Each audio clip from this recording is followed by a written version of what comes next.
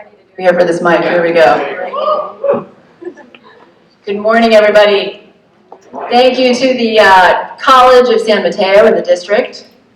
Thank you very much for hosting us here. Thank you to Ron Galatolo, the district chancellor, and to Mike Clare, the president of the college, and to Mitch Bailey, who's been answering all of our questions to make this event happen here this morning. We understand that there are 4 college classes in the house, so students, we look forward to your questions afterwards with Kevin Rudd. Let's start with a show of hands here. Who has been to China? It's the majority of the room. All right, who can speak Chinese? Any form? Wow, it's almost the same amount. That's majority in the house. Terrific. I'm Margaret Conley, the Executive Director of Asia Society Northern California. The first event that we held here was with U.S. Ambassador Branstad. He's U.S. Ambassador to China. And we had about 25 business leaders come into a private room and talk about their businesses that they were trying to launch in China. And it was a really honest, frank discussion. And that's what we do. That's what we do at Asia Society. We bring these groups together. We try to bridge understanding between the U.S. and Asia. We do that through small events. We do that through big ones. This is actually our biggest event ever in Silicon Valley, so thank you all for being here today. And we also do that through special events. We're holding a coal and ice exhibition up in San Francisco. It's going on for 3 weeks. If you haven't had a chance, go and check it out. We've had everyone up there from Tom Friedman to Al Gore to Ivanka Zwangshe. It's going on until September 23rd. It's free, so please check out our website, coalandice.org, and make sure you go up there. You can also check out all of the activities that we're doing through Facebook and Twitter and WeChat. We have a group all set up there. Thank you to our staff and all the volunteers and interns that have been here, and especially thank you to Matt Rowett, who helped, he's new to our team, he helped get this tremendous crowd here this morning. Finally, welcome HISTA. They are the largest Chinese tech group in the US, and they've brought a bunch of their friends here today too. So without further ado, I'd like to introduce our fearless leader, Ken Wilcox. He was based in Shanghai. He started Silicon Valley Bank there, and he is the chair of our Northern California Center. So please join me in welcoming Ken Wilcox.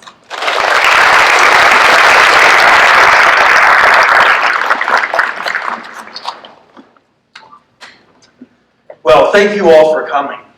And thanks to your lovely college here for providing us with this terrific venue.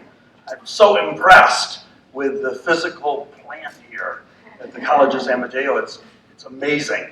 And I think all of you who are students here are lucky to be here. I think it's terrific. I have 2 short missions today.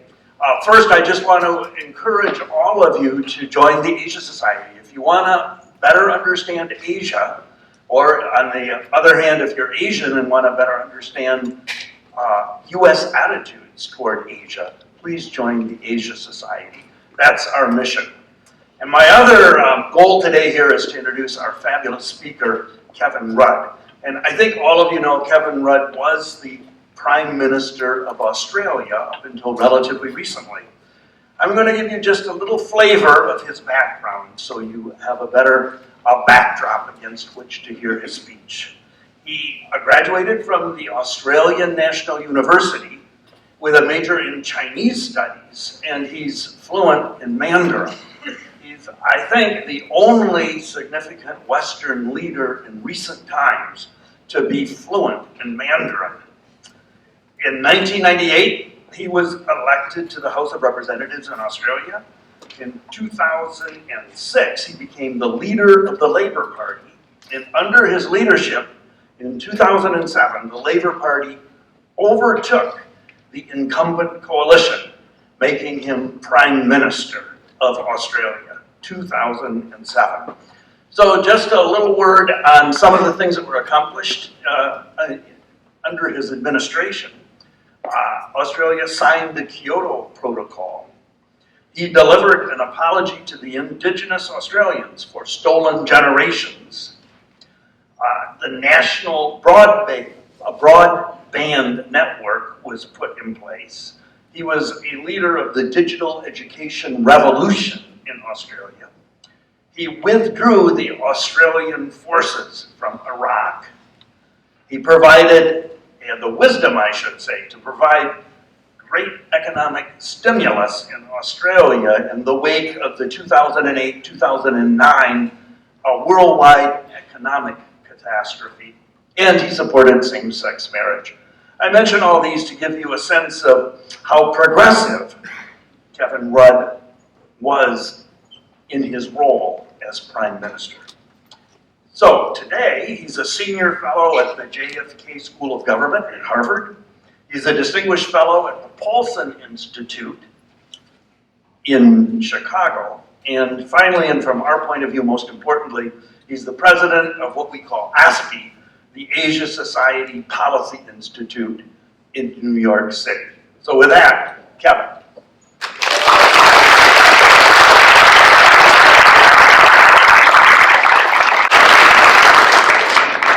Good morning. How are you guys? Good. How many of you got to go to class later today? How many of you intend to go to class later today? There's a difference, you know that. So, well, thank you for being here. And it's great to be back in this part of America. And thank you, Ken, for your kind introduction, and Margaret beforehand. How many of you are Americans? Okay. How many of you are not Americans? Okay. How many of you folks are from China? Good. How many of you folks are from elsewhere in Asia? Where are you from? Sydney. Well done. At last, you're the product of 2 decades of political work on my part to convince Australians that part of Asia. So just answered the question. Where else in Asia? You said Sydney. So can this lady be graduated early? Get her to work back home. Elsewhere in Asia? I can't quite see from up here. Okay, good. That's certainly in terms of Pacific Russia. I spoke at President Putin's Vladivostok Forum the year before last. In fact, I had to, as it were, moderate a discussion between he and Abe on stage. So it's one of the more challenging things I've done in recent times. Now, folks, you've got to fasten your seatbelts, and I'm going to speak for probably about 20 minutes. Then we'll throw it over to some questions. So if there won't be a lot of jokes in what I've got to say, because it's a serious subject, we can do the jokes afterwards if you'd like. And as you know, we Australians have no sense of humour. Much. The subject I've given myself today is the United States and China, a relationship now adrift. In a month's time, on the 11th of November 2018, a couple of months' time, will mark the centenary of the war to end all wars. A century later, 2018, may mark the beginning of another type of war. Beginning with the trade war, developing into an investment war, before metastasizing into a new technology war between China and the United States, in a struggle to secure the commanding heights of the new technologies that will either drive or destroy the economies of the 21st century. It is an open question if and when any or all of these factors begin to fuse into another Cold War. The defining characteristic of the last Cold War between the United States and the Soviet Union was a nuclear standoff, proxy conventional wars in third countries, negligible economic engagement, zero people-to-people contact, and all encased within the framework of a fundamental ideological cleavage between Marxism-Leninism of the Soviet state and the liberal democratic capitalism of the American order. Very few of these conditions currently characterize the state of US-China relations today, however fraught they have become. Of all these factors, the emerging ideological cleavage between Beijing and Washington is perhaps the most salient of all. But if you reflect on the rest, economic engagement is still strong, investment flows are still happening, people-to-people contacts are still huge. So therefore, we should be very cautious about sliding into the easy language of a new Cold War between China and the United States, although if there is such a thing as a cold economic war or a new Cold War in high technology, then we may already be there. The important question for all of us is where all these increasingly negative economic dynamics, trade, investment, technology, can lead over time, and how rapidly they could do so, particularly when they're encased within the scaffolding of a deepening ideological hostility or increasing political non-comprehension and ever-widening strategic mistrust between China and the United States. I believe we therefore live in dangerous times, not just in interesting times, but in dangerous times. The lessons of history, including those of a century ago, are that when political relationships begin to fracture and when distrust between capitals becomes rife, we become much more vulnerable to the incendiary potential of individual events. What we're now seeing in the US-China relationship is a slow but steady erosion of the protective covering of the relationship laid down by one generation after another over the last 40 years since diplomatic normalization back in 1979. The historical ballast of this relationship during the first decade of the US-China relationship was a combined strategic mistrust of the Soviet Union. Following the events of 1991, which saw the collapse of the Soviet Union, this ballast was in large part replaced by the growing breadth, depth and texture of the economic relationship and economic engagement. Then, as China entered the global economic community through its WTO accession a decade later in 2002, American and to some extent Chinese policymakers became engaged in China's wider enmeshment within the global economic order. American policymakers, supported by most of their international counterparts, also believed this policy of bilateral and global economic engagement would eventually cause China to cross the ideological Rubicon, departing from classical Confucian and more recent communist axioms of political and economic hierarchy and autarky, to become, over time, a full-throated stakeholder, the term of the time, in the liberal international rules-based order. Indeed, as we look back over the last couple of decades, these were indeed the high days and holy days of the US-China relationship. Yet another decade on, in 2012, we've seen the rise of Xi Jinping and what the Chinese now routinely describe as the new era, Xin Shidai. By 2014, Xi Jinping had made it plain that China, rather than embracing the American-led global order, was now in the business of changing it. Indeed, by 2018, Chinese official formulations had evolved again, so that in their own language, quote, China would now lead the reform of the global system, unquote. 不是参加，不是引导，是领导. And there's a difference between those three words. This, of course, followed the decision by Xi Jinping and the party that he leads earlier in 2018 to abolish term limits for the office of the Chinese president and to entrench Xi Jinping thought, Xi Jinping Sician, into the Chinese constitution, Xianhua. The last 40 years, therefore, has been a long journey in US-China relations. Yet within the last half-decade or so, we've also seen something, I think, of the final loss of innocence in the relationship. The strategic fundamentals are now being laid bare. For many, the romance has now gone. The marriage has now become uncomfortable for both parties. Indeed, separation procedures have begun, at least in some parts. And on technology, at least, divorce proceedings, again in some parts, have commenced. The question for us now is, where will all this go? As of 2018, the bottom line is that we now seem to be in a period of profound strategic drift in US-China relations. The three layers of protective covering over the relationship have now been stripped away. China and the United States, rather than sharing a sense of strategic condominium against the Soviet Union, now find themselves in opposing strategic camps, as the level of political, diplomatic, and military cooperation and coordination between Beijing and Moscow deepens every month. In fact, in the last several days again. The business constituency in both countries, for a long time constituting the deep ballast in the US-China relationship, is now deeply fractured in its support for the relationship, with corporate America now exhibiting unprecedented collective hostility to the impact of Chinese economic policy on American business almost, but not completely, across the board.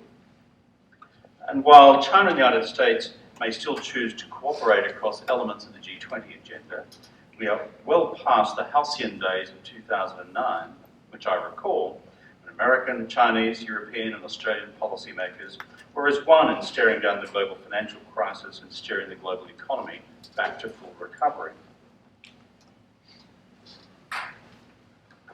The uncomfortable reality is that the United States and China, the two most powerful countries in the world, are now in a relationship adrift. The bulk of the common assumptions which have underpinned the mutual interests and to some extent shared values of this relationship are now disappearing. Just as the generation of now ancient custodians of the relationship, when the relationship's guiding strategic axiom was the overwhelming advantage of mutual engagement, that set of custodians have now themselves also passed from the scene.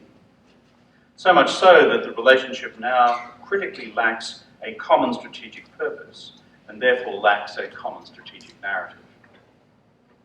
For decades, that narrative was engagement, albeit engagement based to some degree or another on an element of strategic hedging if everything went wrong.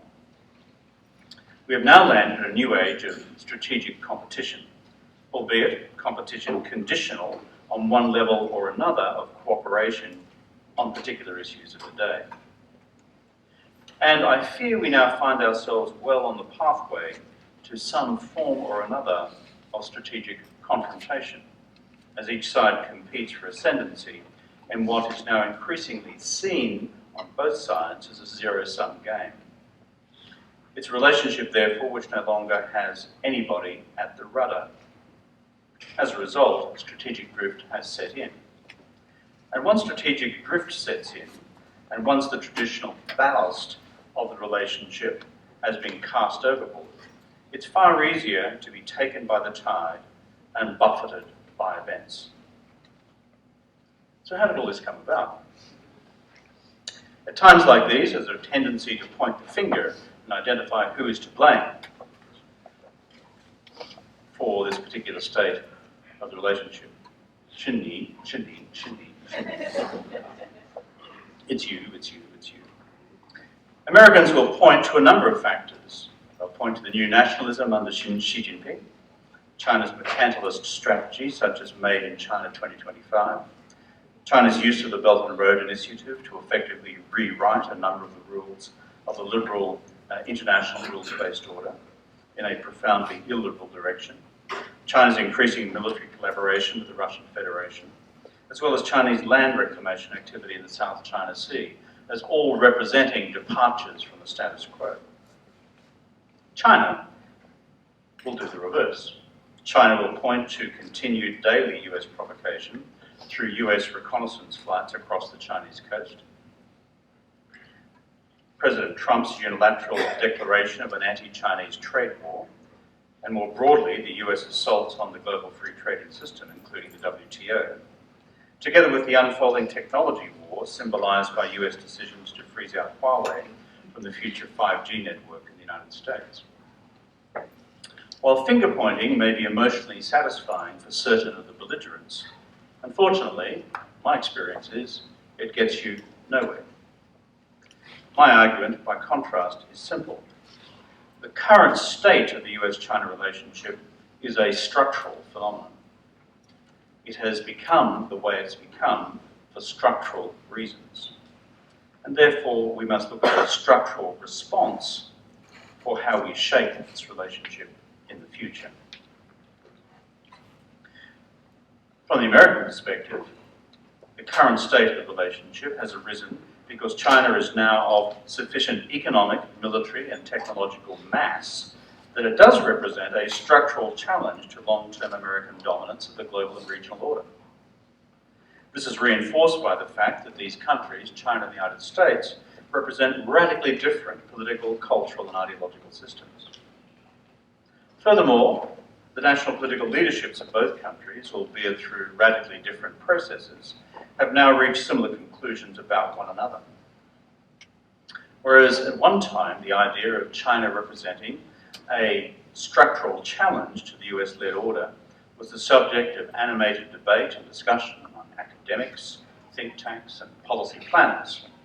The uncomfortable truth is that this has now become a reality. Evidence of this new reality is found in the American conclusion in the December 2017 National Security Strategy of the United States. It states, and I quote, "China and Russia want to shape a world antithetical to US values and interests. China seeks to displace the United States in the Indo-Pacific region, expand the reaches of its state-driven economic model, and reorder the region in its favour. So tell us what you really think, guys. For decades, US policy was rooted in the belief that support for China's rise and for its integration into the post-war international order would liberalise China. Contrary to our hopes, China expanded its power at the expense of the sovereignty of others. China gathers and exploits data on an unrivaled scale and spreads features of its authoritarian system, including corruption and the use of surveillance. It is building the most capable and well-funded military in the world after our own. Its nuclear arsenal is growing and diversifying. Part of China's military modernization and economic expansion is due to its access to the US innovation economy, including America's world-class universities." Unquote. That's the United States National Security Strategy, published in December last year. It's fairly sharp. Following the annual Chinese leadership retreat in Beidahe last month, Beidahe is the beach resort just east of Beijing, where I've spent a few summers myself over the years, in less salubrious accommodation than that enjoyed by the Chinese leadership. But it also appears that at this Beidahe retreat, that China has reached the same strategic conclusions about this deep shift in the official American view of China.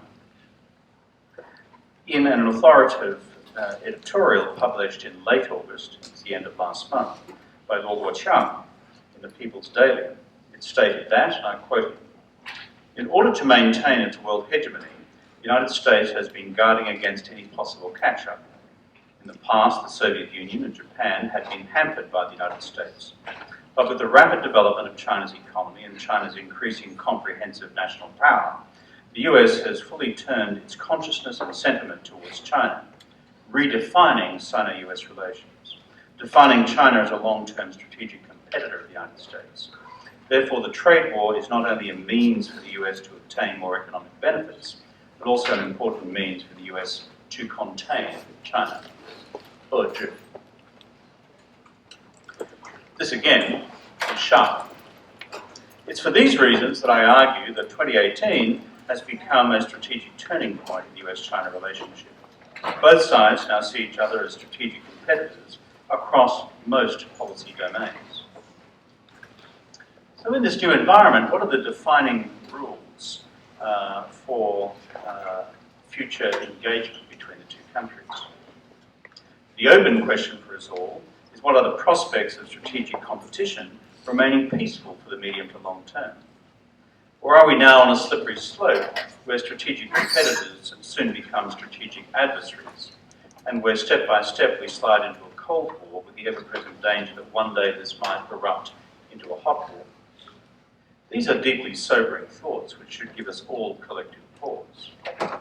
Is it possible, for example, for us any longer to fashion a common strategic narrative capable of effectively embracing both sharp competition, identified areas of continued strategic collaboration, while still negotiating across the ever-clear ideological divide between the two countries? That's a complex task.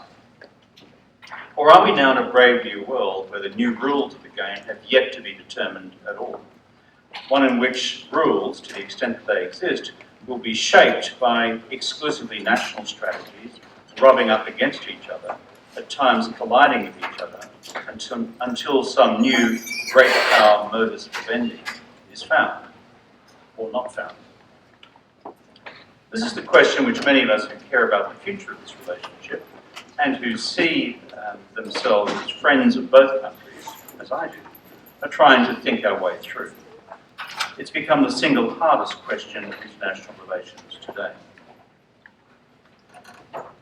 So whereas all the attention in international commentary today is on the future trajectory of the US-China trade war, the reality is that this is simply the manifestation of a much deeper structural cleavage in the relationship which has been evolving over many years. The significant new terrain in which this new strategic competition between China and the United States is being fought out is in high technology, information technology, and artificial intelligence. The US-China Economic and Security Review Commission in March this year released a report on what it described as China's, quote, techno-nationalism toolbox, unquote. According to this US Commission, China's mission is not only to build internationally competitive domestic firms, not only to replace foreign technology and products domestically, but also to supplant them internationally. This is reflected most acutely in what they describe as the Made in China 2025 strategy, released back in 2015, which identifies specific Chinese targets per each industrial and technological sector which China proposes to dominate.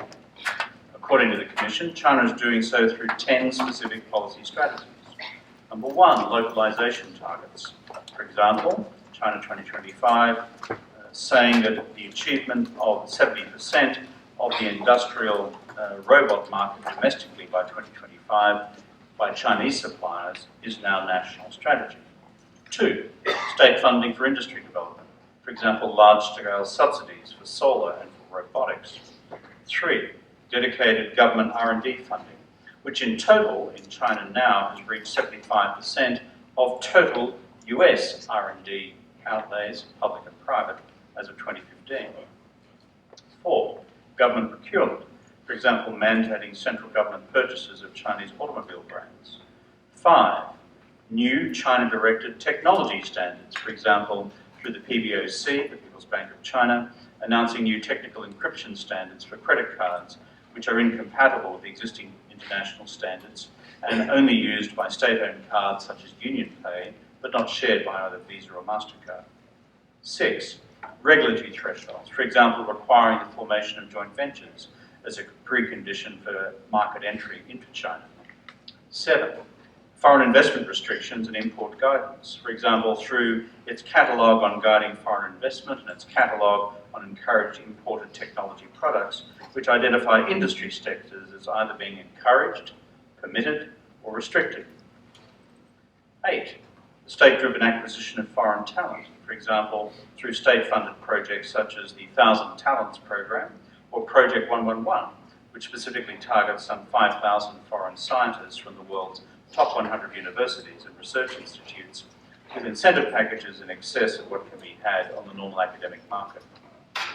9, a state-directed foreign technology acquisition program, whereby the Chinese government fund the acquisition by Chinese firms of foreign tech firms, such as in 2015-16, when China acquired some 21 US semiconductor firms. And 10, good old industrial espionage. According to the US Chamber of Commerce, the Made in China 2025 program is, and I quote them, a 10-year comprehensive blueprint aimed at transforming China into an advanced manufacturing leader across 10 strategic industry sectors, including next-generation information technology, aviation, high-speed rail, new energy vehicles, and agricultural machinery. Both the US Chambers and the US government's principal complaint against Made in China 2025 is that it is state-directed and state-funded, thereby creating an unfair global playing field for international firms seeking to compete in their own right. Indeed, the US Chamber assessed in 2017 that declared Chinese government funding related to Made in China 2025 alone is about 632 billion US. Made in China 2025 is not the only Chinese strategic industry plan aimed at pole vaulting China from being a labour-intensive, low-tech manufacturer 20 years ago to becoming a global high-tech powerhouse within the space of a single generation. There are many other policy vehicles as well, including China's 13th Five-Year Plan, China's medium to long-term plan for science and technology development, 2006-2020, China's Strategic Emerging Industries Initiative of 2010, and China's Next Generation Artificial Intelligence Development Plan of 2017, with the objective stated of making China the world's premier AI innovation centre by 2030, targeting such specific technologies as intelligent connected vehicles, intelligent service vehicles, intelligent unmanned aerial vehicles, computer-aided medical imaging, video imaging recognition, artificial audio intelligence, and computer translation. Again, the US complaint about each of these policy initiatives is that they seek to realise Chinese global technological supremacy through the massive allocation of state resources, which has the effect of disrupting the normal operation of competitive global markets. A further US concern is the clear interrelationship between state-driven high technology development in China in a civilian economy with integrated military applications, including the rapid development of robotic warfare technology. More fundamentally, China has demonstrably concluded it is in China's own national interest to prosecute this vast array of state-driven strategies to obtain technological dominance, because China has concluded that US national interests will preclude China from being able to acquire these capabilities through an open and competitive international market. For example, China's plan for science and technology development specifically concludes that, and I quote, "Facts tell us that China cannot buy true core technologies in key fields that infect the lifeblood of the national economy and national security," unquote. As a result, that plan concludes that to deal with this core vulnerability, China must resort to indigenous, independent innovation by improving the absorption and re-innovation of foreign technology. The same sentiment is reflected in Xi Jinping's recent statements on China's national artificial intelligence strategy, which concludes that in the absence of national innovation, adaptation, and self-reliance, China's long-term economic and national security will be under fundamental threat. For those wishing to understand the breadth and depth of Xi Jinping's national policy commitments in these areas, they should read his 30 April 2018 address to the National Work Conference on Cyber Security and Information Technology. Xi's speech is a sobering reflection on the emerging terrain of the US-China technology war. To conclude, China will have many counter-complaints against the United States in each of the areas that I have just listed. But here in the US, here in California, here in San Francisco, the Bay Area, and the home of Silicon Valley, you will now find yourselves on the front line of this great competitive race, which is now being launched between China and the United States to secure national competitive dominance in the new technology industries of the future. If you thought things were already becoming sharp for the sector because of the deteriorating dynamics of the US-China relationship, my prediction is this: you ain't seen nothing yet. It's going to get much sharper. The race is on. The starter's gun has been fired some time ago. But the key challenge for policymakers, both in Washington and Beijing, is whether they allow this level of strategic competition for the new commanding heights of new technologies to fundamentally destabilise the entire relationship between China and the United States. This brings us back to the strategic question of what framework is now possible for the long-term development of US-China relations. A framework that's capable of both managing acute competition and cooperation in specific areas, all at the same time. Much creative effort must now be injected into this exercise, unless, of course, we're prepared to sit back and allow the relationship to potentially career completely out of control. When we look back at the year 2018, I believe we will identify it as the turning point, the year when strategic competition between the US and China began to decisively outweigh the remaining areas of strategic cooperation. In the same week that Governor Brown is convening the Global Climate Action Summit here in California, there's at least some hope that climate change collaboration between China and the US, as the world's two largest carbon emitters, is at least able to be sustained into the future, notwithstanding the vast array of geopolitical, geoeconomic and geostrategic factors now bearing down on the relationship overall. Let us hope, at least, that we can salvage this element of cooperation from a relationship which now seems to be progressively heading south. I entitled this address today, A Relationship Now Adrift. As the climate change crisis intensifies, and as we begin to see the accelerated impact of climate change around the world, let us hope that this last remaining ballast in the relationship can be salvaged for the future for all of us. The planet demands nothing less. I thank you for your attention.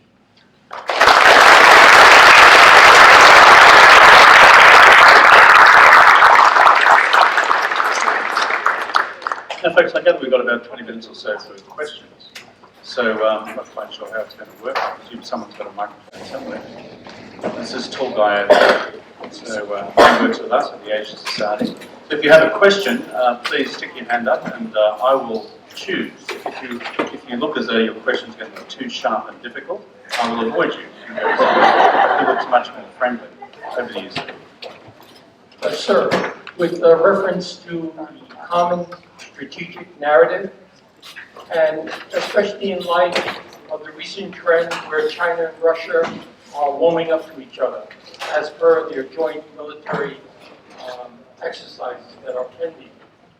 I wonder, how could Russia, out of self-interest, if not deviousness, how could Russia effectively doom the further development of a common strategic narrative between China and America?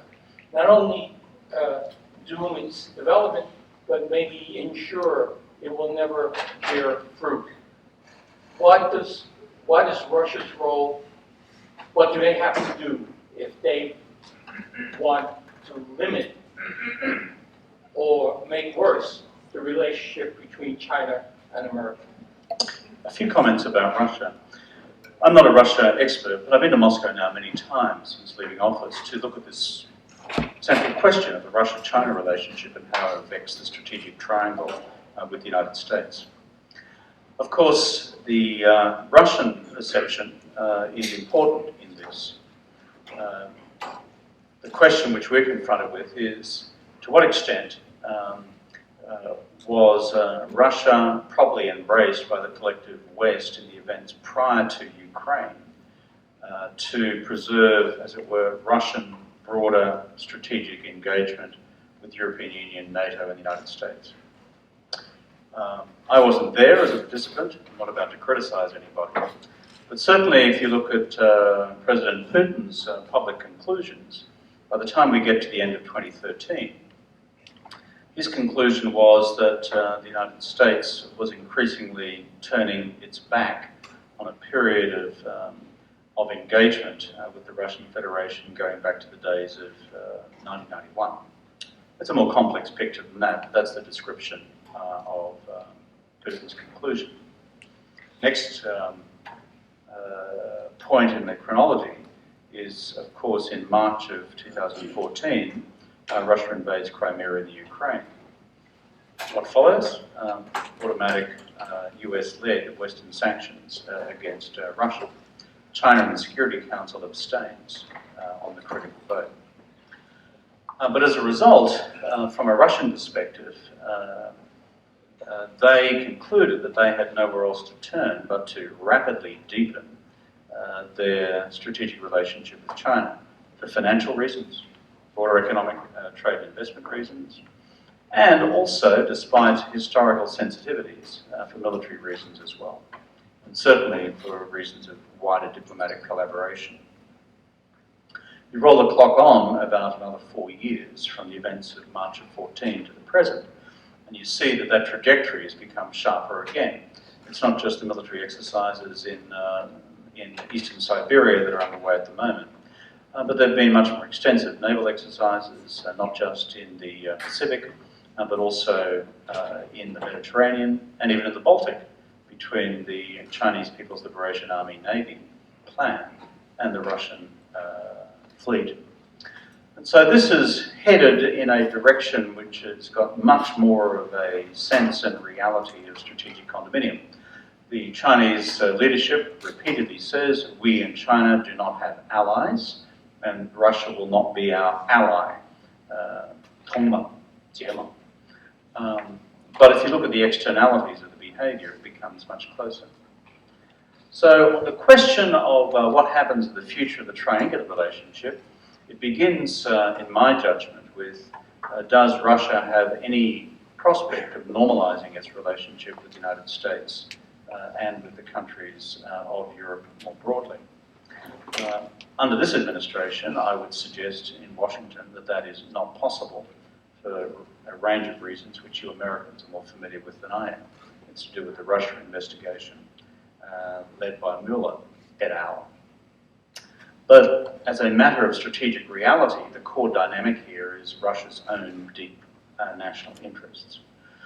And I think, therefore, the challenge for American policymakers is to work out longer term what is best in terms of its own long-term strategic interests, both with Russia and China. This is a matter, I think, however, for a succeeding administration. So for the next 2 years at least, I would conclude that this will be a deepening level of strategic relationship between Moscow and Beijing. Other question. Gentleman at the front, and then I'll head over this way. Hi, Mr. Root. Thank you very much for taking this question. Actually, I have a two-part question, and that might be unfair, but first question is...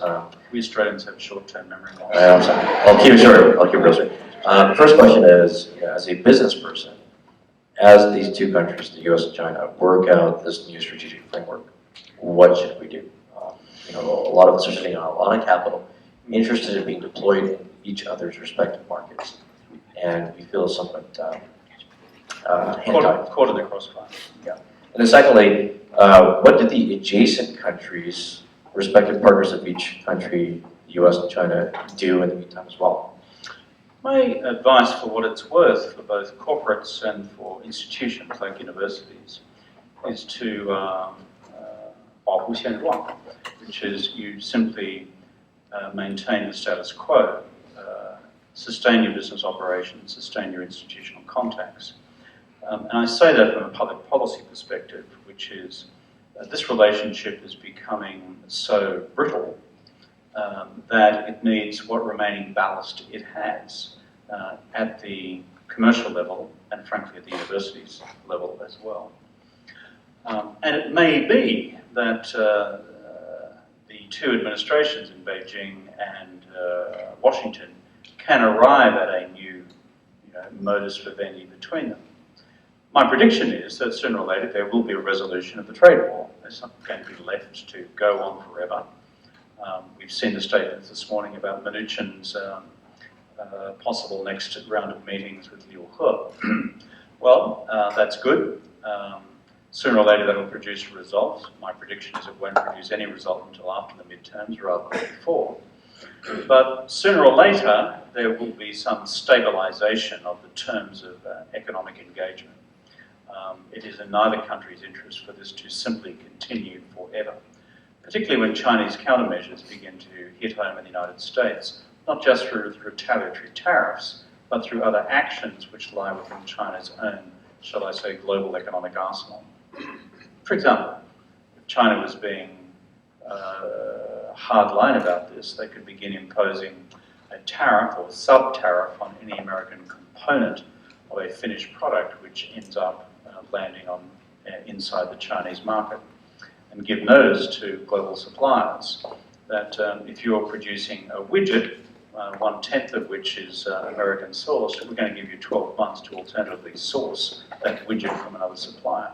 That takes a bilateral trade dispute between US and China into, frankly, a global trade dispute which begins to affect much more negatively American overall global economic interests. So therefore, I think both sides have an interest, sooner or later, to land this thing. although President Trump's underpinning assumption is that this trade war will hurt China much more than America. And that is his guiding principle in pushing this as far as he can. It's my best understanding. So therefore, my view is that the trade war will stabilise at a point yet to be determined. I would think probably by year's end. It'll be an untidy process between now and then.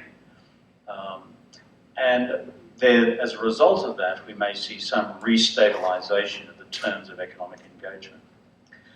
The area where you'll be most exposed to policy changes in Washington and retaliatory measures in Beijing will be in the broadly defined high-tech sector. And that is worthy of continued liaison through whichever professional bodies you have working on your behalf in Washington to see what measures or countermeasures may be being concluded. The language I referred to before from the National Security Strategy of December last year is sobering about what it says. I could pretend it says something different, but that would not be being real with you. On the second point that you raised, just to demonstrate that we don't have complete short-term memory loss, which was about, sorry, it's my wife sending me a message. So shut up now and ring me. She's in Australia, so it's okay. It's too early in the morning down there. She often tells me she wakes up at 3 o'clock in the morning and asks herself this question, my God, what has Trump done now? It's called global Trump disruption syndrome. In terms of third countries in Asia, which is your point, there is a deeper set of questions to think about. There's often an assumption in Washington that once, quote, things have normalised in Washington in a post-Trump world, that everything will just go back together again as it was before in the rest of Asia. My experience of geopolitics and geoeconomics is that it's rarely like that. Why? The circus moves on. It doesn't just happen to park while America sorts out its domestic politics. The circus moves on. Therefore, what I sense from regional countries, and I have many friends in Japan, Korea, Singapore, Southeast Asia, of course also the People's Republic of Australia, where I come from. That was a joke.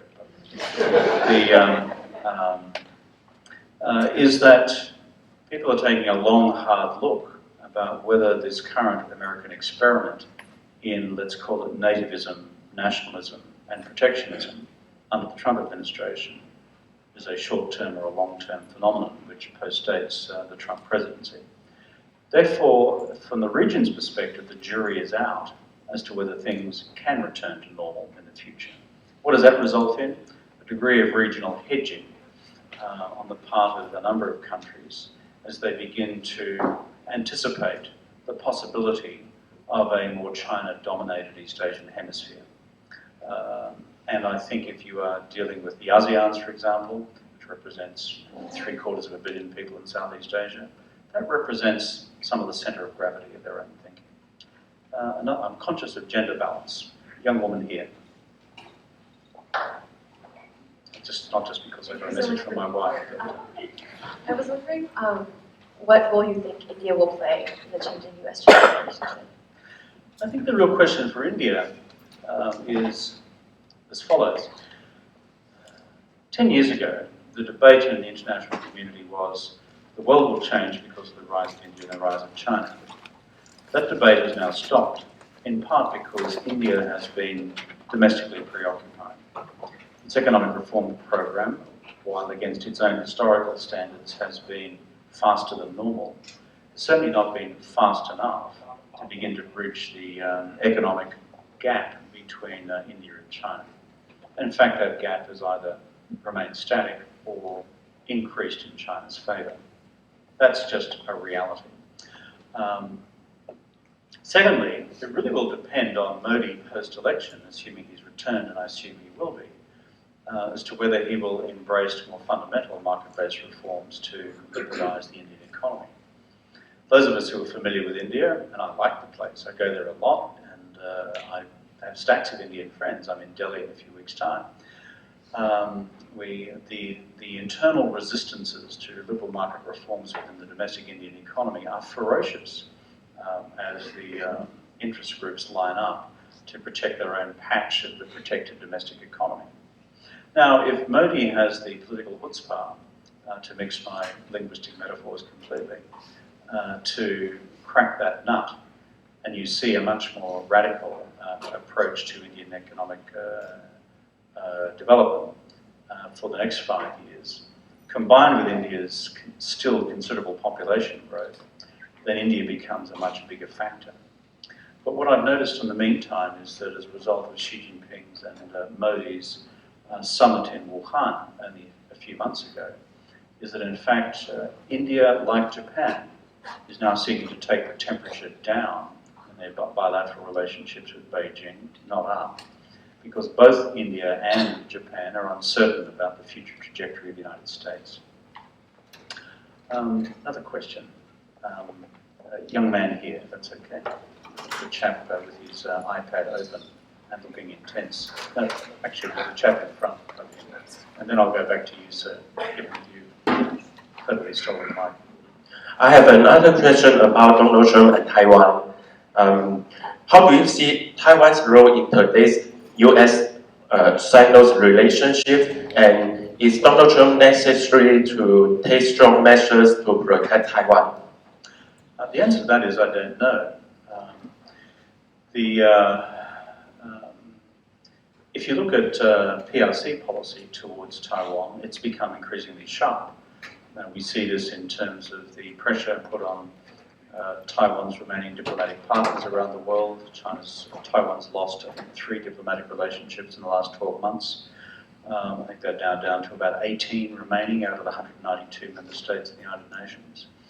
And so it's quite plain that Xi Jinping and the Chinese government are not happy with the new administration in Taiwan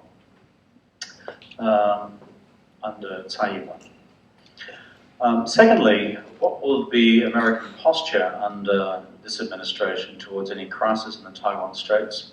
I've got to say to you, I think that's completely unpredictable. And the reason is, if you are any Asian ally of the United States at present, or any European ally or any global ally, American military posture is at present unpredictable. You've seen what the President's had to say about some of his closest allies in Europe. He said earlier about Japan and Korea, they need to look after themselves more in terms of their local defence capabilities. So it is an open question as to where this will land in the future. So I think that's a very difficult question to answer. If I was to speculate a response, it would not be well-founded. Because if we were to pose that hypothetical in the Oval Office this morning, Mr. President, there's a crisis in the Taiwan Straits, are you going to deploy aircraft carriers as Clinton did in 1996? I could not tell you, nor could his advisors tell you what his answer would be likely to be. And now, the young man up the back who I rudely stole the mic from before. We have time for one more question. Yes. So, Russia, for a long time, has been importing oil to other countries, including China. And this summer, I went to Russia, to Moscow, and I've seen lots of Chinese items getting sold there, especially in the recent past. So if China's economy will soar or just get exponentially higher, will Russia's economy go somewhere relevantly, or what? Well, if you, it's been about 12 months since I've been in Russia, and since I've had contact with Russian officials on their overall attitude to the China economic relationship. 12 months ago, there was a degree of Russian frustration that China had not filled the gap in terms of finance and trade, to the extent that Russia has lost this from the collective West as a result of sanctions. Russia has nowhere else to go, but there's a level of frustration that the great China answer to Russia's strategic dilemma was not as comprehensive that it sought. As to where that stands 12 months later, I'm a little in the dark. But at the end of the day, there is a finite, shall I say, Chinese demand for what Russia can supply. China has multiple sources of oil and gas around the world and will never give anyone a free ride. in my experience, as a country where we've signed multiple LNG contracts with China over the last 20 years. And then in terms of Russia's other principal export, which is military hardware, Russia is always particularly anxious about providing to the Chinese an opportunity to copy and improve Russian military technology. There's a body of domestic Russian literature on that subject. So I think there are limits to how far that can go. I'm conscious I've got a Russian friend here and this woman here, so I'm going to ignore my instructions, take 2 questions, but I'm going to take 3 questions and you 3 questions, and I'm going to take them as a block, and then I'll answer them quickly. Oh, wait a second. Sorry, can I go to the next questions? My question has to deal with North Korea's hedging between the United States and China, and what will that play for the future between the two relations? Okay, good, thank you for that. That's one. The gentleman in the front there with his hand up. Yes, that's you, sir. I was wondering, can you comment on Mr. Xi Jinping's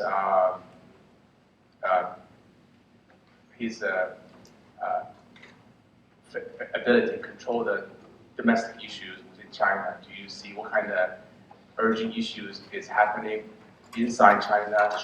And how would you think those will impact his ability to control the country, and also how that would impact the U.S.-China relationship? North Korean hedging, US-China, Xi Jinping controlling the country, and our Russian friends here, who's Zheng Zhaixue Xi Zhongwen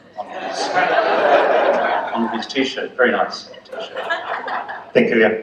Thank you for your wonderful talk. You mentioned that Silicon Valley is going to be at the front of this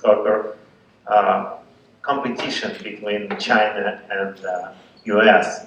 I believe many companies actually in Silicon Valley are interested in cooperation because both markets are so large, but then they provide, a big, it's not zero-sum game as you have mentioned. I guess it might be perceived as zero-sum game, but I think companies are interested in cooperation. So what can Silicon Valley do to turn this relationship away from going sour and kind of going more, like melding together the marriage, to use your analogy? Okay, good.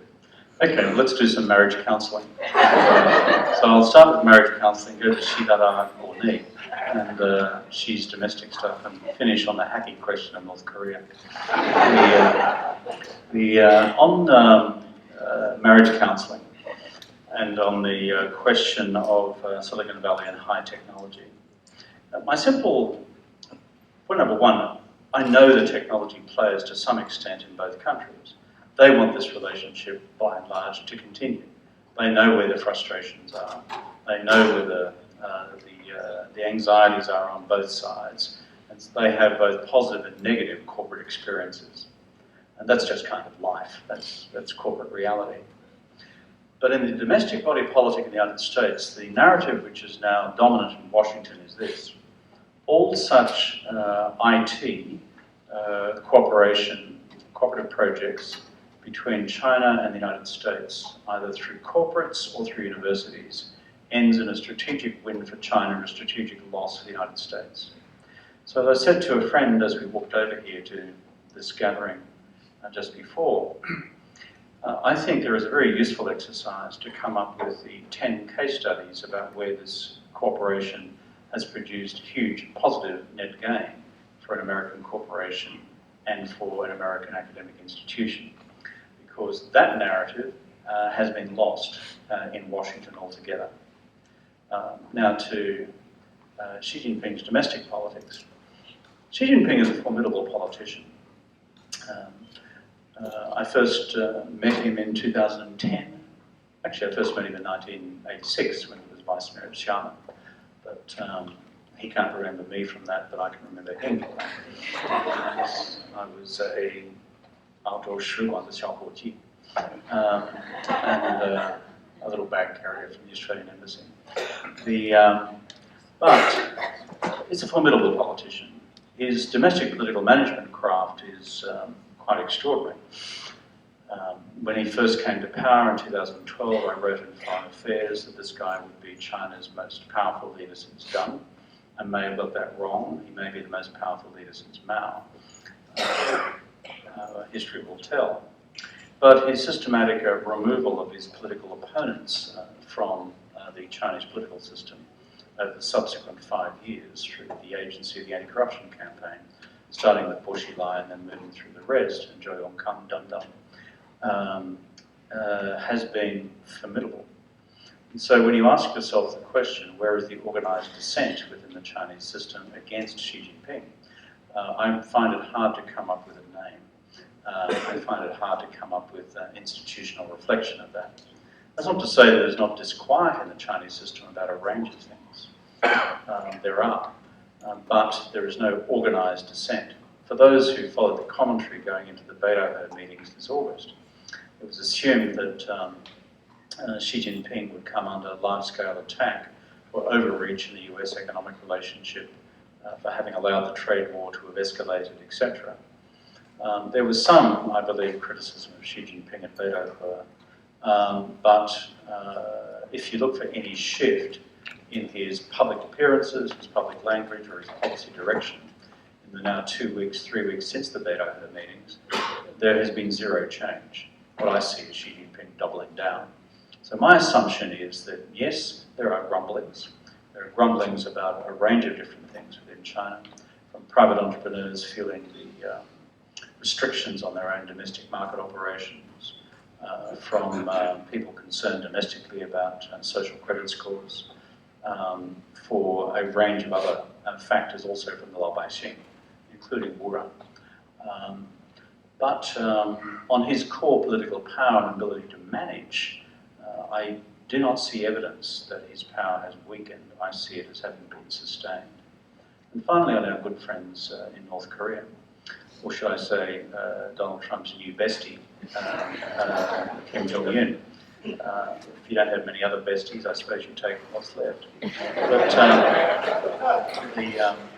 I shouldn't have said that. That may sound like a partisan comment, so I'll just reflect on it for a minute, but I meant it.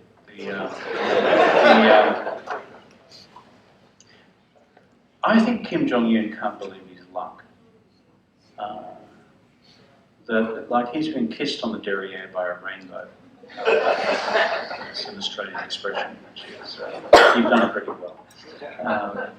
And in this sense, that there he was, literally 9 months ago, with the world's 2 largest military powers breathing down his neck on his nuclear program. And then the Donald comes along and says, we're going to have a summit. And so the consequence of that summit was a zero outcome, a substantial negotiating regime to reduce North Korean nuclear weapons beyond it, which went beyond anything which the North Korean regime had ever said before. But a process of negotiation was begun. And we're now locked into that, despite the recent cancellation of the Pompeo visit to North Korea by President Trump himself, but further reporting that, in fact, another summit between Trump and Kim Jong-un may be planned. So this takes enormous domestic, political, and military pressure of Kim Jong-un domestically. Simultaneously, what has been an appallingly sour relationship between Pyongyang and Beijing, ever since the little Marshal took over in 2011, I think, the reins of leadership in North Korea. Xi Dada had refused to meet the guy until literally this year. It was a most unusual set of circumstances. So because Trump has taken the temperature down in the North Korea-US relationship and removed the possibility of American military action against the North if the North continues its nuclear weapons program, he's created this enormous diplomatic window of opportunity for the Chinese to renormalize their relationship with Pyongyang. That's exactly what's happened. And so China now has multiple visits in both directions. What has been a relationship with a deep freeze for the last decade, for the last 6 years, 7 years, is now, frankly, almost normal. So from Kim Jong-un's perspective, this is, in a matter of 9 months, a complete reversal of his geostrategic circumstances that he's faced since 2011. The one caveat is this: when do we have a reality check? I do not believe that Kim Jong-un is going to dismantle anything in terms of his existing nuclear weapons stockpile or his existing range of missiles. It doesn't pass the common sense test that a regime which depends on nuclear capability which depends on military capability to survive domestically and nuclear capability to survive internationally, would say, okay, I'm now going to trust the world. Maybe I'm going to be proven wrong, and I hope I am. But if I'm not proven wrong, and we get to this time next year, and there has been zero progress in the North Korean nuclear negotiations, as Kim Jong-un just plays for time, what then happens, either with this administration in Washington, or much more, I think, relevantly, the administration which succeeds President Trump. So I think we're going to have this temporary, almost phony peace, but I am worried about what then happens when the North Koreans don't deliver anything in terms of actual nuclear disarmament. Folks, just to conclude, and to thank you for your participation, I don't know if Ken was going to say anything more before we close, but if he doesn't, what I was going to say is the earlier invitation for those of you with an interest in China and Asia is come join the Asia Society. These guys are a good bunch. I live and work in New York, which is a small town to the east of here.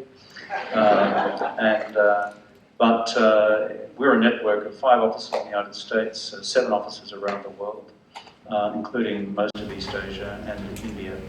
And so we are a network, and we are a family, and we are therefore always keen to have new members. So please go to your website, join up. It costs you $1.50 or whatever it does. So I'm sure it's a bit more than that. But we'd like to get you involved in what we do as we try to wrestle with this core question of what is the new strategic narrative for the future of this most critical relationship, the US-China relationship. Thank you for your time. We're going to host the main China 2025 conference right here in January in Silicon Valley, so please come back multiple times. Thank you very much. Let's thank him again.